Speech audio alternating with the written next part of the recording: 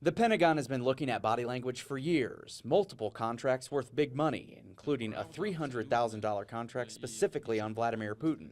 That's a lot of money, but body language expert Tracy Brown says it's not all that surprising considering what you can learn. You can look for how they feel about a certain topic, truly. You can look to see if they're lying, if they're just flat out not telling the truth. And she says if you can catch it, it puts you a step ahead. It's one thing to understand where they are in a certain period of time. It's a whole other thing to be able to predict what might happen. And that's one of the things that the Pentagon is spending all this money on. But she says Putin and his culturally stoic ways can be extremely difficult to read. Brown says he doesn't show any emotion and certainly doesn't show his cards. But that doesn't mean the efforts are worthless. To ignore that, you ignore a huge portion of the message that's really being sent. The same is true in our everyday lives, which is why the feds aren't the only ones calling in the pros. I know more and more employers are hiring people like me, hiring body language experts to come in and train their staff on, hey, what to look for. Hi, Paul. I'm Marion. Oh, Marion, thank you for coming by. My pleasure. Yeah, We set up a mock interview to show the good and bad. Paul, the employer, Marion wanting a job, Correct. while Brown and I sat back to critique. We watched everything from smiles and good eye contact to hand movements and possibly most important, the connection built between the two. What your concerns are. They're doing a really good job of establishing unconscious rapport.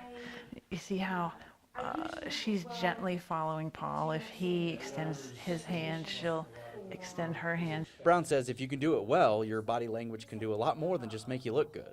The most fun and the most useful is to be able to guide and direct whoever's across from you, to be able to persuade and influence. And you can do that through body language. But it can also work against you. For that, I stepped in, and it didn't take long for red flags to pop out. See, he's wringing his hands a little bit, looking around like he's a little bit distracted, and actually he's rubbed his hand up and down his thigh. That's a way to pacify yourself, like if you're a little bit nervous. So what's the most important and telling part about body language? We wanted to know what you think, so we hit the streets to ask people about another area body language is critical to, dating.